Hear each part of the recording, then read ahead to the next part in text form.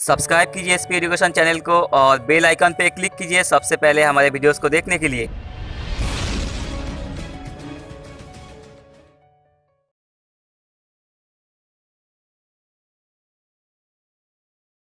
Hello everyone, welcome to our channel SP education. This is Pravagya और अपनी आज की क्लास में हम लोग हिस्ट्री की सीरीज को आगे कंटिन्यू करेंगे। तो अपनी प्रीवियस क्लास में हम लोग रेगुलेटिंग एक्ट का कंसेप्ट देख चुके थे। रेगुलेटिंग एक्ट के फ्लॉज की वजह से क्या कंसेप्ट आया, उसके बाद हमारा एक्ट ऑफ सेटलमेंट इंट्रोड्यूस हुआ 1781 में। बट आफ्टर 1781 ये नोटिस किया गया कि अभी भी जो कंपनी के एम्प्लॉयज़ हैं वो काफ़ी ज़्यादा करप्ट हैं। ये कंसेप्ट कि कंपनी लॉस में जा रही है और एम्प्लॉय रिच होते जा रहे हैं, ये अभी भी चल रहा था। तो यहाँ भी हमारे पास नेक्स्ट एक्ट जो हम इंट्रोड्यूस करते हैं वो हम करते हैं Pitt's India act. Next act जो आता है वो आता है पिट्स इंडिया एक्ट 1784 में। बेसिकली देखा जाए तो ये एक्ट भी आया था किस चीज़ के लिए, प्रीवियस एक्ट में जो कमी रह गई थी उनको कवर अप करने के लिए।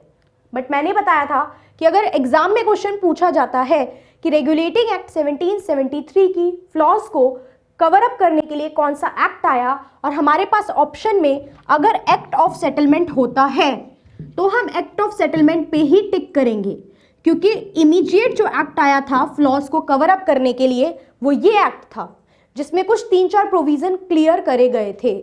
बट उसके बाद भी हमने ये देखा कि जो एम्प्लॉय हैं वो करप्शन वाली प्रैक्टिस अभी तक फॉलो कर रहे हैं और कंपनी लॉस में जा रही है और एम्प्लॉय रिच होते जा रहे हैं। तो इसके लिए हमें कुछ और स्टेप्स लेने की ज़रूरत थी। तो वो स्टेप, वो फ्लॉज जो कवर किए गए वो किए गए पिट्स इंडिया एक्ट 1784 के थ्रू। अब बेसिकली करा क्या गया इस एक्ट में, कुछ छोटी छोटी बातें हैं जिनसे क्वेश्चन बनता है, बस वही देखना है। तो एक फैक्चुअल इंफॉर्मेशन कि ये एक्ट लाया गया, पीएम कौन थे उस टाइम पे, विलियम पुट। क्वेश्चन पूछा गया है इसलिए इनका नाम याद रखना इंपॉर्टेंट है। क्लियर, क्या थी पीएम का नाम, क्या था, विलियम पुट।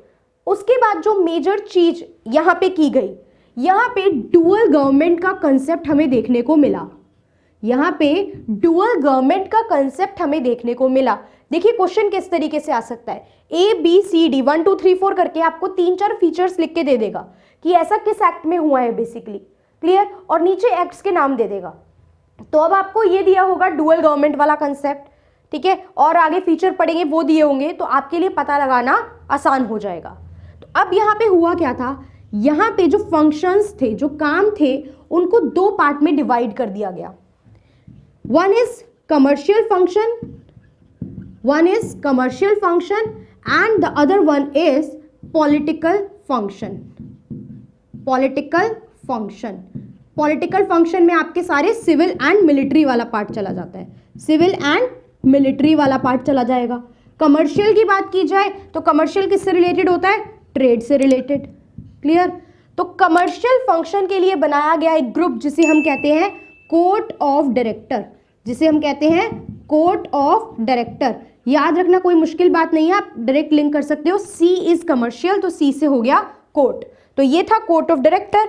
इसके अलावा जो पॉलिटिकल, सिविल एंड मिलिट्री के लिए बनाया गया वो था हमारा बोर्ड ऑफ कंट्रोल। क्या था, बोर्ड ऑफ कंट्रोल। क्लियर, 2 बातें हमें समझ में आई कि विलियम पुट के थ्रू किया गया था, ये बात हुई। डुअल गवर्नमेंट थी, क्या था यहाँ पे पहली बार कंपनी के फंक्शंस को डिवाइड किया गया। अभी तक ऑल ओवर कंपनी मिला के सारे काम कर रही है। आई थी जब 1600 में आई, मोनोपोली ट्रेड की लेके आई थी, लेकिन धीरे धीरे लालच बढ़ा, एक्सपेंशन करा, पॉलिटिकली भी कैप्चर कर लिया। तो पॉलिटिकली और इकोनॉमिकली दोनों तरीके से कंपनी इंडिया को देख रही थी। But over the period of time feel किया गया कि कंपनी जो है कुछ काम प्रॉपरली परफॉर्म नहीं कर रही है, ब्रिटिश गवर्नमेंट को एग्जैक्ट रिजल्ट नहीं दे रही है, खुद कंपनी जो है वो अर्न करे जा रही है और गवर्नमेंट के पास एक्यूरेट इंफॉर्मेशन नहीं पहुंच रही है। तो दैट्स वाई गवर्नमेंट ने over the period of time सोचा कि कंट्रोल मुझे अपने हाथ में ले लेना चाहिए। तो रेगुलेटिंग एक्ट के थ्रू बहुत सारी चीजें एडमिनिस्ट्रेशन की गवर्नमेंट ने रेगुलेट करने की सोची। क्या सोची थी गवर्नमेंट ने, कि गवर्नमेंट वहां पे रेगुलेट कर रही थी, बट यहाँ पे रेगुलेशन करना अलग होता है और पूरा कंट्रोल ले लेना कि I will take the decision, वो कंसेप्ट अलग होता है। तो अब यहाँ पे 1784 में गवर्नमेंट ने कहा कि आप लोग यानी ईस्ट इंडिया कंपनी सिर्फ कमर्शियल मैटर की कहानी देखिए जो देख रहे हैं, जितने भी पॉलिटिकल फंक्शन है उस पे कंट्रोल डिसीजन कौन लेगा, गवर्नमेंट लेगी। यानी जितने भी सिविल और मिलिट्री मैटर हैं ये सब ब्रिटिश गवर्नमेंट ने अपने अंडर ले लिए, ब्रिटिश गवर्नमेंट ने अपने अंडर ले लिए। यस, कमर्शियल मैटर पे अभी भी मोनोपोली जो थी वो किसके पास थी, मोनोपोली क्या होता है, एकाधिकार, तो किसके पास था, ईस्ट इंडिया कंपनी के पास ही था। क्लियर, हम कुछ नहीं कह रहे बिजनेस करो ट्रेड करो, ये सब काम आपसे नहीं हो रहा है, यहाँ पे आप बहुत ज्यादा घपले कर रहे हो, तो अब इस चीज में रुक जाओ, इस चीज के डिसीजन हम खुद लेंगे। हम कौन, ब्रिटिश गवर्नमेंट। समझ में आई बात, कुछ ज्यादा है नहीं, इस एक्ट में 2-4 ही पॉइंट्स हैं, तो ये बात हमें समझ में आ गई। इसके बाद हम एक कंसेप्ट और देखेंगे, वो है कि आपके डुअल गवर्नमेंट के चलते फंक्शन अलग हो गए। अब ये जो board of court of director and board of control बना, इसके साथ एक ग्रुप और बनाया गया जिसे कहा गया बोर्ड ऑफ कंट्रोल, जिसे कहा गया बोर्ड ऑफ डायरेक्टर बोल लो आप, बोर्ड ऑफ कंट्रोल, जो 6 मेंबर का ग्रुप था। क्या था, 6 मेंबर्स का ग्रुप था। अब उन 6 मेंबर में कौन कौन लोग आते थे, समटाइम ये क्वेश्चन भी आपसे पूछ सकता है। क्लियर, हम देख रहे हैं ये गवर्नमेंट ने एक बोर्ड ऑफ डायरेक्टर बनाए जिसमें total it comprise of 6 member. Question आ जाता है कितने मेंबर थे, तो ये बोर्ड ऑफ डायरेक्टर का एक ग्रुप बनाया गया जिसमें टोटल कितने मेंबर थे, 6 मेंबर थे। कौन कौन होते हैं 6 मेंबर, पहले मेंबर तो थे जिन्हें हम कहते हैं secretary of state. Secretary of state, देखो क्वेश्चन आजकल क्या है से ज्यादा कौन नहीं है करके पूछता है, तो आपको अगर 4 नाम दे दिए और ये पूछ लिया कि इनमें से कौन बोर्ड ऑफ डायरेक्टर का पार्ट नहीं था, तो वो तभी बता पाओगे जब कौन कौन थे ये पता होगा। तो पहले हुए सेक्रेटरी ऑफ स्टेट, दूसरा chancellor, chancellor of exchequer, chancellor of exchequer. तीसरी बात करें, एक ये हो गए, एक चांसलर ऑफ एक्सचेकर हो गए। बाकी जो मेंबर थे वो 4 मेंबर थे जिन्हें हम कहते थे privy counsellors, privy counsellors. 6 member complete हुए। कौन कौन से 6 मेंबर, पहले मेंबर कौन, पहले मेंबर कौन, सेक्रेटरी ऑफ स्टेट, दूसरे कौन, चांसलर ऑफ एक्सचेकर। तो दिस 1 + 1 + 4 टोटल हो गए 6 मेंबर जो कि पार्ट थे किसका, बोर्ड ऑफ डायरेक्टर की टीम का। समझ में आई यहाँ तक की बात। इसके बाद जो आपने एग्जीक्यूटिव काउंसिल पढ़ी थी, कि एक एग्जीक्यूटिव कहाँ पढ़ी थी, एग्जीक्यूटिव काउंसिल हमने कौन से एक्ट में देखा था, हमने देखा था रेगुलेटिंग एक्ट 1773 में, कि गवर्नर की, गवर्नर जनरल की हेल्प करने के लिए, उनको असिस्ट करने के लिए हम बनाएंगे एक काउंसिल, एक ग्रुप जिसको हम बोलेंगे executive council. Clear, executive council जो हमने बनाई थी गवर्नर जनरल की हेल्प करने के लिए, उसमें कितने मेंबर थे उस टाइम पे, 4 मेंबर। यहाँ पे मेंबर को रिड्यूस करके कितना कर दिया गया, 3 मेंबर कर दिया गया। 4 से कितना कर दिया गया, 3 कर दिया गया। सीधा क्वेश्चन आता है, which act reduce the limit of executive council of the governor general. Governor general की एग्जीक्यूटिव काउंसिल की जो ये मेंबर्स थे वो किसने कम, कौन से पर्टिकुलर एक्ट ने कम करे, तो it is Pitt's India act 1784। Clear, 4 member से रिड्यूस करके 3 मेंबर हो गए। Is it clear. तो क्या क्या प्रोविजन अब तक देखे पिट्स इंडिया एक्ट के, कि डुअल गवर्नमेंट सिस्टम कर दिया गया। नेक्स्ट, रेगुलेटिंग एक्ट के फ्लॉज को कम करा इसने। थर्ड, यहाँ पे पावर डिवाइड कर दी गई, कमर्शियल अलग और पॉलिटिकल, यानी सिविल एंड मिलिट्री अलग। कमर्शियल में अभी भी मोनोपोली किसके पास है, ईस्ट इंडिया कंपनी के पास, बट जो आपके पॉलिटिकल मैटर हैं यानी सिविल एंड मिलिट्री मैटर हैं उन पे कंट्रोल कौन अपने पास ले चुका है, ब्रिटिश गवर्नमेंट ले चुकी है। अब कंट्रोल किसका चलेगा, ब्रिटिश गवर्नमेंट का चलेगा। आपकी जो एग्जीक्यूटिव काउंसिल होती है, जो भी आपकी एग्जीक्यूटिव काउंसिल थी उसमें 4 मेंबर से रिड्यूस करके यहाँ पे कितने मेंबर कर दिए गए हैं, यहाँ पे मेंबर कर दिए गए हैं आपके 3। यहाँ तक की बात हमें समझ में आ गई। ठीक है, इसके बाद हम यहाँ पे देखेंगे कि ये जो रिक्रूटमेंट किया जाता था, जो भी रिक्रूटमेंट वाला काम किया जाएगा वो रिक्रूटमेंट क्या होता है, जॉब वगैरह देना। रिक्रूटमेंट क्या होता है, जॉब देना, ये सब कहानी। ठीक, अब क्या क्या चीजें, 1-2 चीजें और देखिए। रिक्रूटमेंट वाला काम मतलब जॉब देने के लिए जो आप कंपनी में लोगों को अपॉइंट कर रहे हो वो करेगा कौन, court of director, court of director. Plus यहाँ पे एक बात और बोली गई कि जितने भी एम्प्लॉयज अपॉइंट हो रहे हैं, जितने भी एम्प्लॉय काम करने आएंगे ईस्ट इंडिया कंपनी में, उनको अपनी जितनी भी टेरिटरी होंगी, उनके पास जितनी भी टेरिटरी, जितना भी एरिया होगा, या तो इंडिया में या फिर इंडिया से बाहर यानी ब्रिटेन में, उनको उसको डिस्क्लोज करना पड़ेगा with in 2 month of joining ना।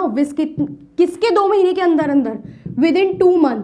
2 मंथ मतलब आज मैंने आपको अपॉइंट कर लिया है, आज आप बन गए हो मेरे एम्प्लॉय, ईस्ट इंडिया कंपनी के एम्प्लॉय, आज से 2 महीने के अंदर अंदर मुझे डिस्क्लोज कर दो कि आपके पास कितनी टेरिटरी है।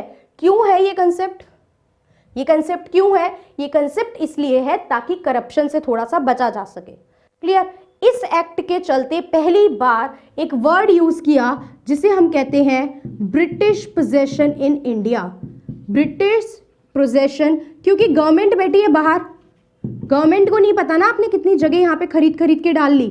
आप करप्शन करके इंडिया में इन्वेस्ट करके यहीं पे जगह ले रहे हो, तो उस करप्शन को कम करना है तो मुझे पहले सारा गवर्नमेंट को पास सारा लेखा जोखा होना चाहिए।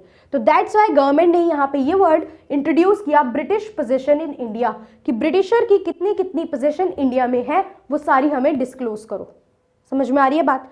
इसी के चलते बहुत सारे, जैसे कई बार होता है ना, हम पढ़ेंगे जब गवर्नर जनरल और इन सब की लिस्ट, तो हम देखेंगे कि इन गवर्नर जनरल को इम्पीच कर दिया जाता था। किस चार्ज पे? करप्शन के चार्ज पे। करप्शन कैसे पता चला? कि आपने इतनी प्रॉपर्टीज वहां पे बना रखी हैं, इतना आप प्राइवेट ट्रेड कर रहे हो, जबकि हमने वो पहले से ही मना कर दिया था। क्लियर हुई बात? यहाँ पे ब्रिटिश पोजीशन इन इंडिया पहली बार कौन से एक्ट में यूज किया गया? वो यूज किया गया पिट्स इंडिया एक्ट 1784 में। नाउ अब ये सारे फीचर्स हो गए इस एक्ट के। Now the next question is कि इस एक्ट में क्या प्रॉब्लम थी, क्या फ्लॉज थी? हर में कुछ ना कुछ तो कमी रह ही जाएगी ना, तो इस एक्ट में क्या कमी रह गई वो हमें देखनी है। तो कमी की बात की जाए तो सबसे पहली कमी तो ये रह गई कि जो गवर्नर होता था, ठीक है, हमारे पास एक पोस्ट थी ना, गवर्नर जनरल ऑफ बंगाल, जो सारी चीजें मैनेज कर रहा था। कौन था? Governor general of Bengal. अब प्रॉब्लम हो गई कि governor general of Bengal reporting किसको करेगा? गवर्नर जनरल ऑफ बंगाल, क्योंकि गवर्नर जनरल तो सारे मैटर देख रहा है, बीट कमर्शियल और बीट पॉलिटिकल, कोई भी मैटर हो। तो यहाँ पे governor general of Bengal East India Company के पास अपनी कहानी लेके जाए या फिर वो ब्रिटिश गवर्नमेंट के पास लेके जाए, क्योंकि अब तो ब्रिटिश गवर्नमेंट भी पिक्चर में आ चुकी है कि सारे पॉलिटिकल यानी सिविल और मिलिट्री मैटर कौन देखेगा? हम लोग देखेंगे। समझ में आई बात? तो सबसे बड़ी प्रॉब्लम ये हो रही थी कि ये किसको रिपोर्ट करेगा, और ऐसी कंफ्यूजन होती है तो मैनेजमेंट में प्रॉब्लम आ ही जाती है। इसके अलावा दूसरी मेजर प्रॉब्लम हम देखेंगे तो हम देखेंगे कि यहाँ पे बन गए थे कोर्ट ऑफ डायरेक्टर। अभी हमने देखा था ना, कमर्शियल मैटर के लिए बन गए कोर्ट ऑफ डायरेक्टर और एक बन गए बोर्ड ऑफ कंट्रोल, ये देखा था। अब इन दोनों के एरियाज, इन दोनों की टेरिटरी डिफाइन नहीं थी। टेरिटरी मतलब ये नहीं होता कि इतना एरिया, टेरिटरी का यहाँ पे मतलब ये है कि किस पर्टिकुलर पार्ट में ये रूल करेंगे। ऑल दो कमर्शियल सिविल मिलिट्री हो गया है, बट कई बार जमींदारी को लेके ऐसे इश्यूज आ जाते थे, कई बार जमींदारी को लेके ऐसे इशू आ जाते थे जिसमें कमर्शियल प्लस सिविल दोनों मैटर इन्वॉल्व हो रहे हैं, जो कमर्शियल से भी रिलेटेड है प्लस सिविल से भी रिलेटेड है, तो ऐसे केस में प्रॉब्लम रहती थी।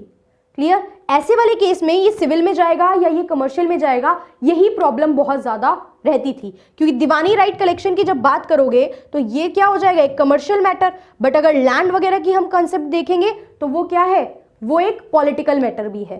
तो ये यहाँ पे हमेशा से प्रॉब्लम रही और इसमें कंफ्यूजन बहुत ज्यादा होती थी कि कौन सा पार्ट किसके अंडर फॉल करेगा।